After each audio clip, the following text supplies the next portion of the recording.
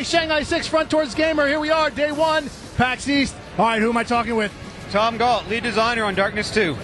All right, Darkness 2. I just played Darkness 1 last week, so I've come from a position of a little bit of experience. And I got to tell you, I played the demo. I think you folks are going to really enjoy what we got coming. Game originally, Darkness 1 came out 2007, and they've revamped it 2011. You got a new studio. Which studio is this? Digital Extremes. Right, it's no longer Starbreeze. It's a whole new studio, and they've completely revamped kind of the gameplay, the art direction. But we're not here to interview me. Talk to me about the game, Tom. Right, well, Darkness 2, it starts 2 years after Darkness 1 finishes. So Jackie is now the Dawn of the Estacado crime family, and the story just really explores his life after those events in Darkness 1. So we really focus on story a lot. The narrative was a huge part of what made Darkness 1 so special. So we want to make sure we do the same things that Starbreeze did in Darkness 1 on Darkness 2. And I think we have a really cool story that people are really going to love.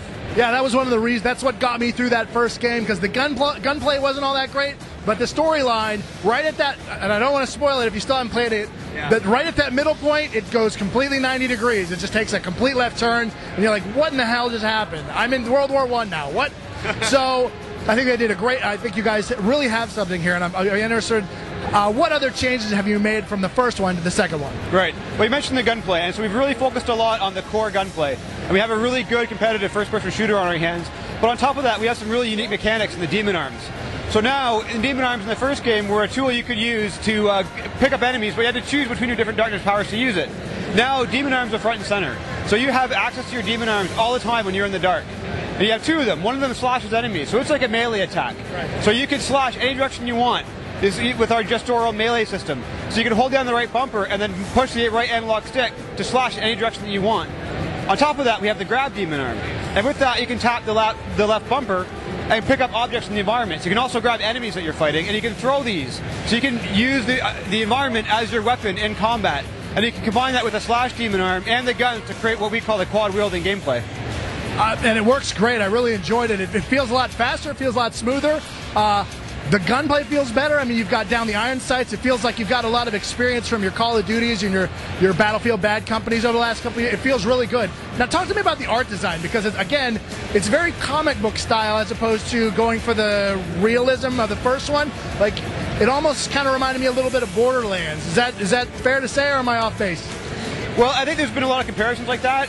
And it's definitely more cartoony than the first Darkness was, but it's definitely not a cel-shaded look. We call it graphic noir. And this is high contrast lighting. We have a lot of hand-painted textures. All the textures are hand-painted to give it a comic book look.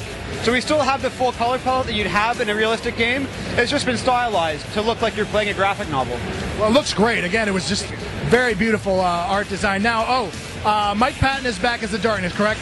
That's right. Mike Patton's back. God damn it, outstanding. That was...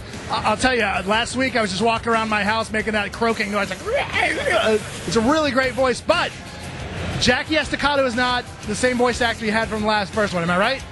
Well, Mike Patton's the only voice talent that working for me at this point. Because that sounded a hell of a lot like Nolan North, and I know I've said that, and people have kind of like, I can't talk about that.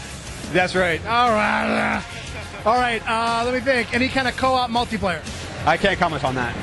All right, you had the slashing arm demon powers. There were originally 4 other demon. You had the black hole. You had the darkness guns. What kind of powers are you bringing in for this time? Well, at the beginning of the game, you get the slash and grab demon arms very early. Right. These form the core combat of our game, the up-close personal combat that we talk about, where you get right up to the enemies, you're slashing them, you're grabbing them, you're interacting with them directly. We do have a lot of other powers. We have the Darkling, of course, who returns, who's a gameplay tool. He kills enemies, he brings you weapons, he brings you ammo, and he also has a big role in the story. On top of these basic powers, we do have more things that we have that we're not talking about yet, but this is definitely just the beginning. Yeah, the Darkling was definitely a change, as opposed to the 4, the light destroyer, the kamikaze. It's just one Darkling this time who just runs around, and you don't really control him at all. You don't point him and things. He just kind of is on his own. That's right. You have sort of an indirect control over him just based on where you are and what you're doing, and he'll respond to that by killing enemies that are a big threat. But you never directly control him. You never tell him to go to a spot. We felt like that doesn't work with our up-close personal combat. We want you running with the enemies. We don't want you commanding Darklings to kill a guy 20 meters away, what have you.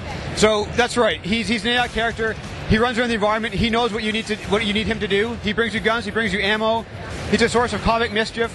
he also helps you progress through the levels, where he reminds you of objectives, he reminds you of key story beats, and on top of that, he's a character in the story who has a key role that you'll learn as you play through the game. All right, and when can we expect this out? We're releasing fall of this year on PC, Xbox 360, and PS3. Outstanding. Anything you want to let our folks know about? We're really excited to get it out there. We've been working with Paul Jenkins, the writer of the first game and the comic books. He's penned our story as well. It's fantastic. And we're really proud of our Evolution engine that has been... we're really proud of our Evolution engine that we've revamped for this game. We have a great lighting system that allows us to use the dynamic lights so you can shoot them out, and we have a new animation system we've made just for this game. So we're really excited about it. All right, well, certainly appreciate your time, and Shanghai 6 out.